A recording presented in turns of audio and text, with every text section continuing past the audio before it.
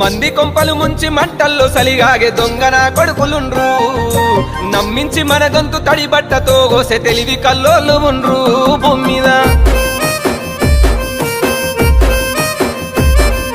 మనసులటి పెట్టుకొని మీది కొడి మాట్లాడే ముసుగులో నటులు ఉండ్రు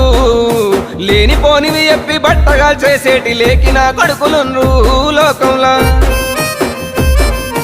అబ్బబ్బ నువ్వెంత గొప్పని వంటారు అబ్బబ్బ నువ్వెంత మంచోని వంటారు అరసకనులోన మాట చేస్తారు మంది కొంపలు ముంచి మంటల్లో సలిగాగే దొంగన కొడుకులుండ్రు